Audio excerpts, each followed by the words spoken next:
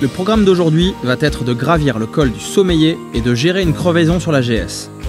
Nous partons donc de bon matin de Bardonecchia en Italie, qui est à 2 pas de la frontière avec la France, et à une vingtaine de kilomètres de la RGA. Au bout de la ville, nous allons immédiatement attaquer la mini-route qui mène au col du Sommeillé, en espérant avoir beau temps là-haut, car vu d'en bas, les nuages ont l'air plutôt menaçants. Là, on est à peu près à 1300 mètres, on va monter jusqu'à 3000, tout derrière là-haut dans les nuages.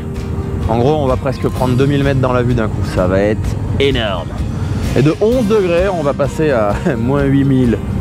Voici comment est composée cette ascension du col, dont le nom résonne aussi fort, si ce n'est plus, que le col du Parpaillon pour tout trailiste. Ça commence par environ 5 km de cette route très fine et sinueuse dans les sous-bois. Elle se termine devant une cabane en bois où il faudra laisser quelques euros, 8 pour cette fois-ci, pour avoir le droit de passage. Cela permet d'entretenir tout ce qui suit, qui est très fréquenté en pleine saison, même par des familles qui vont randonner dans les montagnes. Après s'être acquitté d'un petit billet de 8 euros, du 1er juillet au 30 septembre. Ou alors avant 8h30 après 18h. Ensuite, on enchaîne environ 9 km de pistes terreuses et surtout très poussiéreuses. Elle ne présente pas de difficultés particulières, beaucoup de voitures familiales passent ici, en plus des 4x4. Elle va vous mettre en jambe avec les épingles avant la suite. En tout cas, cette portion n'est pas avare en beaux paysages.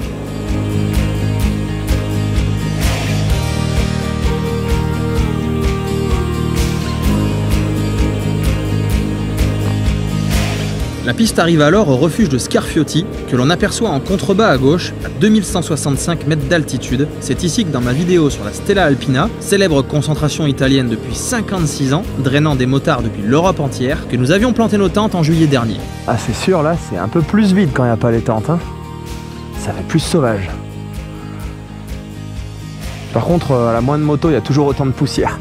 Il y a une espèce de brume latente là, comme il y avait à la Stella, dans le ciel. On va attendre un peu que ça retombe avant d'y aller. L'étape finale, c'est de rejoindre le haut du col du Sommeillé à 3009 mètres d'altitude. Et là, la piste va, disons, se complexifier un peu. Oh, pas au début, il y a juste un enchaînement d'épingles serrées avant d'atteindre ce joli vallon. Non, c'est plutôt juste après que ça devient un peu plus physique.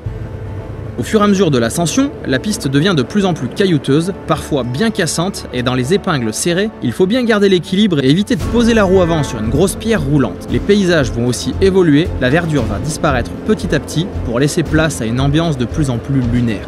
Je ne sais pas vous, mais moi, quand je vois qu'après une quinzaine de kilomètres de piste dans des pays comme la France ou l'Italie, on peut encore atterrir en plein cœur de paysages comme ça, avec l'impression d'être coupé du monde, hors du temps, ça me dépasse. Ça m'en mettrait presque les frissons, et je trouve ça génial. Pas une ville en vue, rien que de la nature dans son état sauvage, et c'est ce qui me donne envie de continuer à voyager avec du off-road au milieu, et à venir la contempler tout en la respectant.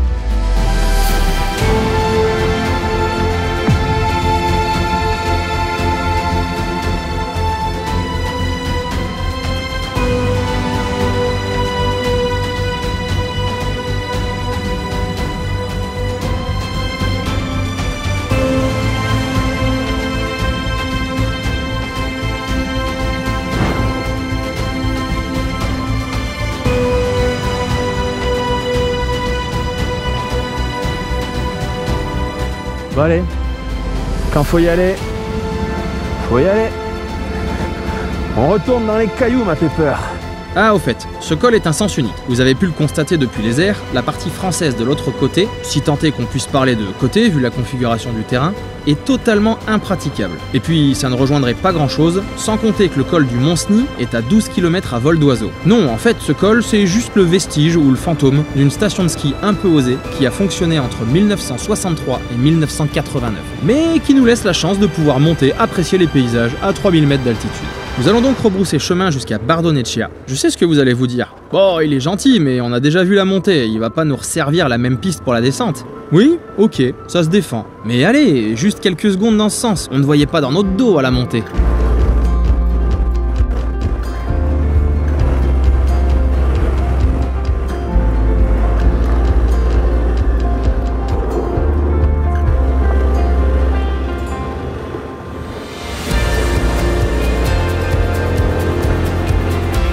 Nous quitterons l'Italie par le col de l'Échelle grâce à cette petite route assez incroyable que je ne me souviens pas avoir parcourue dans ma vie de motard.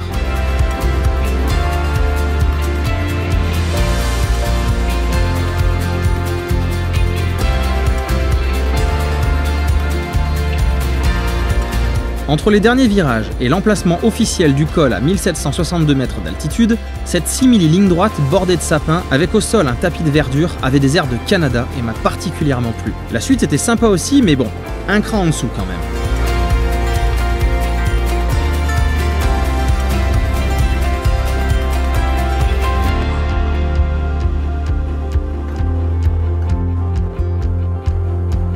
Nous allons descendre comme ça tout droit jusqu'à Briançon pour la pause de midi, après laquelle on va devoir faire un peu de mécanique.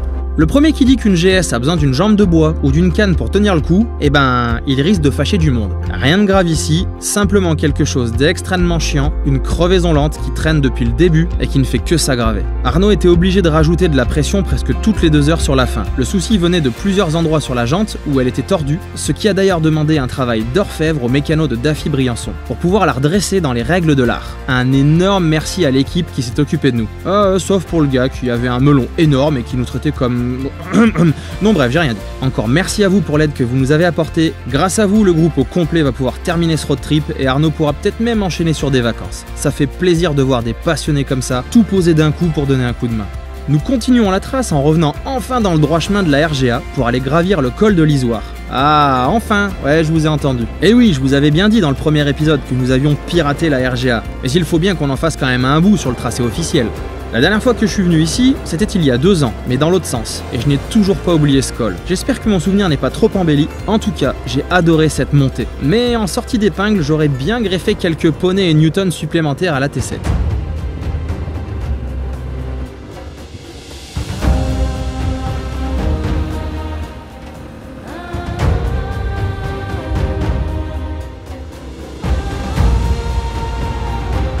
Effectivement, une fois au sommet, force est de constater que ce col de l'Isoire est toujours une pépite à ne pas manquer.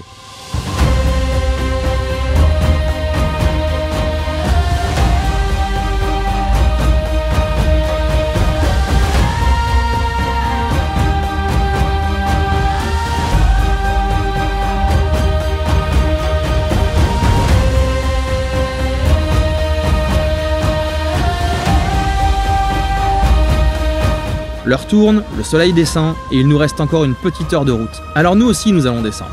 Et comme dans mes souvenirs, ce côté du col est mon préféré. La vue est incroyable.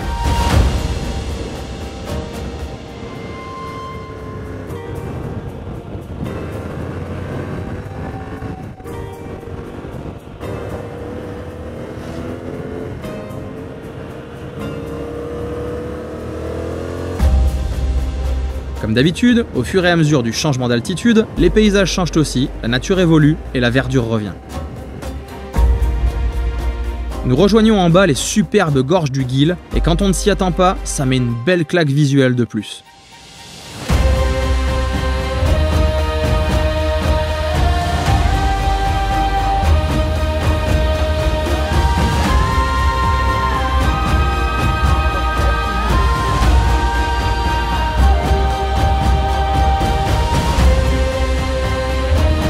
Ce soir, nous dormirons à Mont-Dauphin, dans la vallée de la Durance, avec des images plein la tête une fois de plus. Et demain, nous avons un enchaînement assez fou de coins splendides qui nous attend. Lac des Sagnes, col de la Bonnette, col de la Lombarde, avec quelques belles surprises en bonus. Aujourd'hui, le programme prévu par Axury Trail sur cette Transalp est tout simplement une succession de pépites. Et de surprises aussi. Départ 9h du mat, nous commençons immédiatement avec le col de Vars. Et bonne nouvelle, nous sommes toujours sur le tracé officiel de la route des Grandes Alpes. La route est sympa et va terminer de me réveiller avec ses 7 petits degrés tout au long de la montée. Mais ce que je préfère ici, ce n'est pas ce passage. Ma partie préférée est tout simplement le sommet. Surtout vu du ciel, c'est pourquoi à peine une demi-heure après notre départ, nous ferons déjà une petite pause.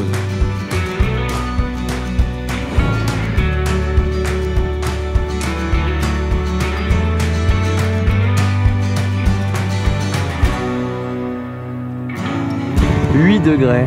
Allez hop, voilà.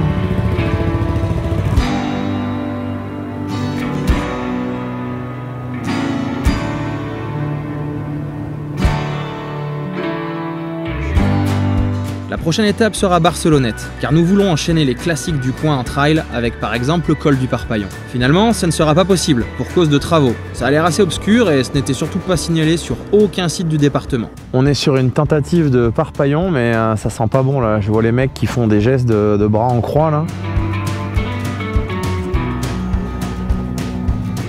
Bien, c'est donc un fail de Parpaillon. Ce n'est pas grave, l'équipe d'Axury Trail va très vite savoir nous consoler avec un endroit assez incroyable à 2 pas d'ici.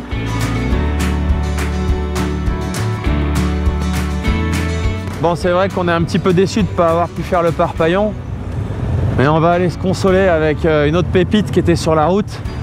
C'est la route de la Bonnette, la plus haute route d'Europe. Quand on parle de route, on parle de route pavée, hein. Petite surprise bonus, avant de gravir ce col mythique, nous allons faire un bout de off-road pour aller voir le lac des Sagnes, et si vous ne le connaissez pas déjà, vous risquez de tomber amoureux du coin.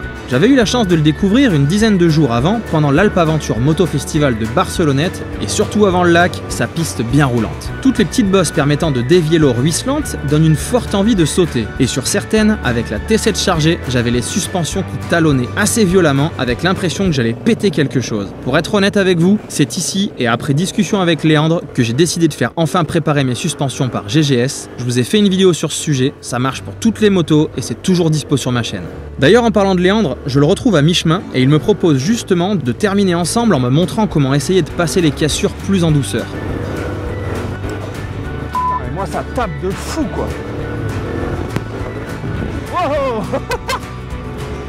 Doucement le poney. Ah ça claque de devant aussi. En tout cas aujourd'hui, je sais que je n'aurai plus ce problème.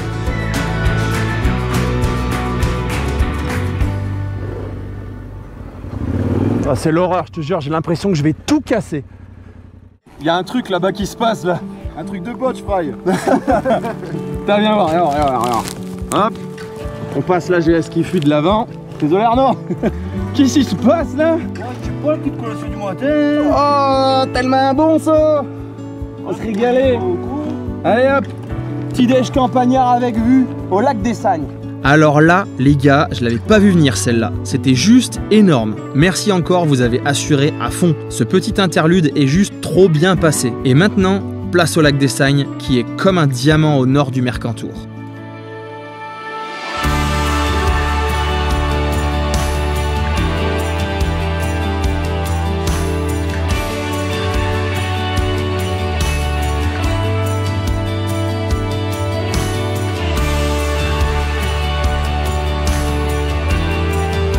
Ce petit bonus étant terminé, nous reprenons la piste pour rejoindre la route du col de la Bonnette, mais nous n'allons pas reprendre le même chemin. Une seconde piste permet de monter un peu plus haut pour retrouver la route à mi-parcours. C'est une partie que je ne connais pas et qui va rapidement nous amener sur l'autre versant pour profiter de paysages toujours plus dingues.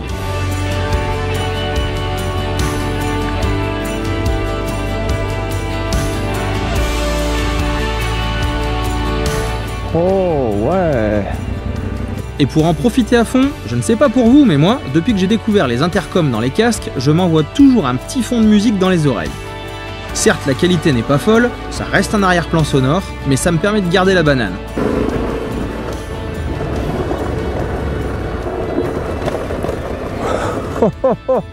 Je savais bien qu'il fallait pas sauter avant un virage quand t'as pas confiance encore en toi. On rejoint à l'instant le col de la Bonnette. Ça va rouler un peu mieux que sur les pistes.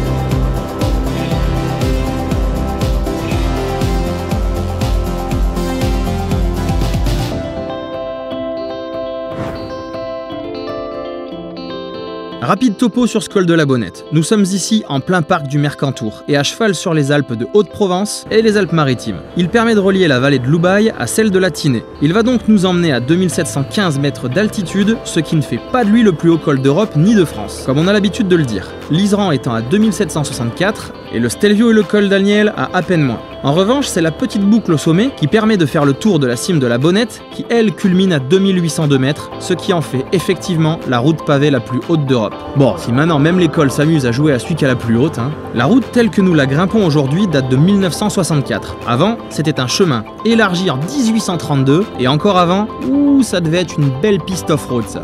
Je trouve que les paysages ici sont impressionnants, mais en vidéo, on ne ressent pas ce que ça fait sur place. Là-bas, on a un ressenti d'immensité. C'est vaste, c'est de la montagne à perte de vue, c'est presque enivrant comme paysage. Nous ferons donc une pause au pied de la cime de la Bonnette avant de reprendre la route. En redescendant, la RGA continuant en suivant le panneau indiquant Nice, ce qui est assez déroutant d'ailleurs quand on est à 2700 mètres d'altitude. Mais Léandre repart sur la gauche, en reprenant la route que nous avons pris à la montée. Quelque chose se prépare, ça dure 2 ou 3 minutes, et puis d'un coup, nous voici donc repartis sur les pistes, et celle-ci offre immédiatement une vue spectaculaire. Du 1er octobre au 15 juin. Ça tombe bien, on y va.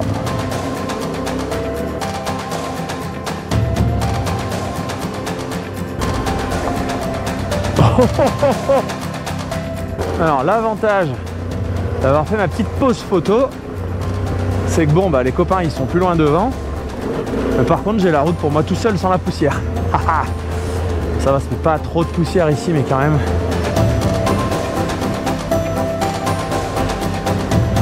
La piste ne durera pas très longtemps, mais avant de reprendre un vieux goudron, nous faisons une nouvelle pause photo et j'en profite pour filmer les reliefs qui nous entourent.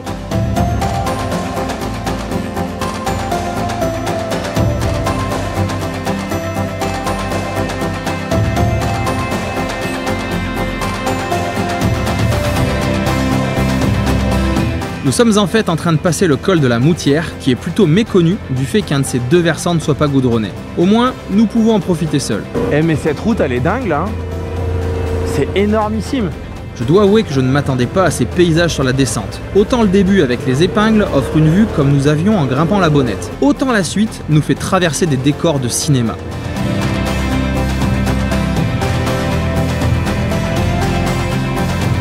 J'ai carrément l'impression d'être dans un décor du Seigneur des Anneaux là.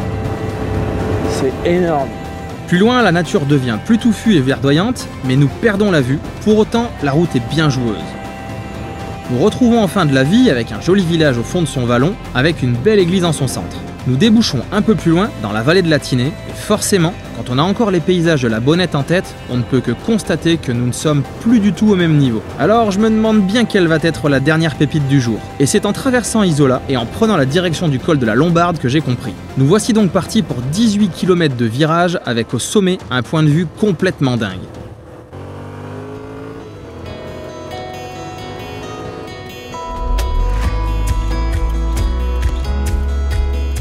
La portion de route en amont d'Isola 2000 est entrecoupée par une fausse ligne droite qui ne grimpe plus, mais qui offre toujours de beaux paysages de montagne. Une fois à la station, tout le monde se met d'accord sur une pause café, avant de terminer l'ascension et de tirer d'un trait jusqu'à l'hôtel. Avec cette pause, où la fatigue de ces 5 jours commence à me gagner en fin de journée, il ne nous reste plus que 4 km avant le col à voir comme d'habitude les paysages changer devant nos yeux au fur et à mesure que nous prenons de l'altitude.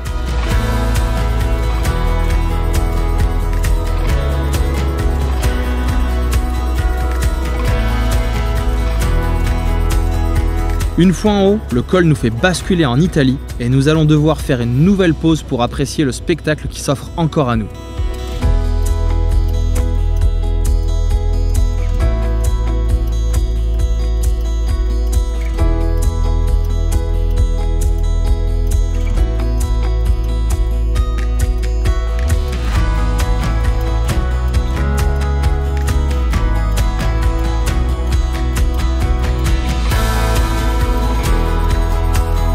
Ça doit bien faire 10 ans que je n'avais pas fait ce col. J'ai des bribes de souvenirs qui me reviennent, je me revois le grimper d'ailleurs en sens inverse, mais rien de ce que j'ai en tête n'est à la hauteur de ce que je vois maintenant.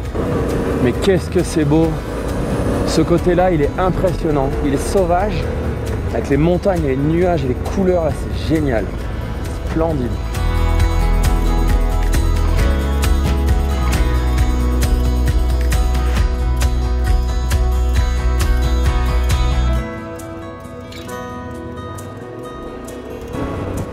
Vous avez vu ce que je peux faire maintenant? Si c'est pas la classe ça? Le guidon qui fait plus ça? Tout ça parce que j'ai changé mon pneu. Et c'était bel et bien ce fichu pneu d'origine qui était complètement voilé ou je ne sais quoi. Et en gros, avant, si je lâchais mon guidon, bah, je mourais. Et ça m'avait fait pareil sur la Transalp, donc pas la même moto, mais toujours le même pneu en même taille. Après, on en conclut ce qu'on veut, mais moi, je suis bien content d'avoir changé. C'est quand t'as une moto neuve, t'es juste content de pouvoir lâcher les mains et que ça soit un rail, quoi. Kevin, tu retournes dans l'enclos, là. Et qu'est-ce que tu fais, petit? Qu'est-ce qu'il fait? Eh bien, il est comme nous, il est libre et il se régale en pleine nature dans des lieux aussi beaux. C'est tellement sauvage, quoi. J'ai l'impression qu'on est dans un désert montagneux. En plus, il fait froid, ça fait vraiment une espèce d'ambiance, c'est terrible, c'est trop beau. Ce qui est complètement fou, c'est quand même de se dire que cette petite route mène à une toute petite route encore plus petite pour aller rattraper la France derrière par un col qui est complètement sublime aussi, la Lombarde. Ah, c'est la magie de la montagne et la magie des Alpes.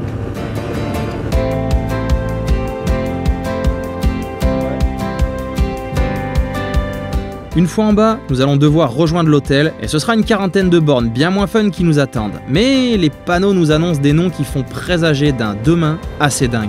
Et oui, la raison de notre présence en Italie et de notre énième entorse à la RGA, c'est tout simplement pour aller enfin découvrir le col de Tende et la haute route du sel, la Alta Via del Sale. Enfin, si on ne se trompe pas de carburant dans une de nos motos. Pour ne pas manquer ça et cette célèbre piste qui sera notre bouquet final, pensez à vous abonner à la chaîne. Ce simple clic me file un coup de main immense, surtout pour pouvoir continuer à vous proposer des paysages comme ça et des inspirations dans vos prochains road trips. Allez, je vous retrouve dans le dernier épisode.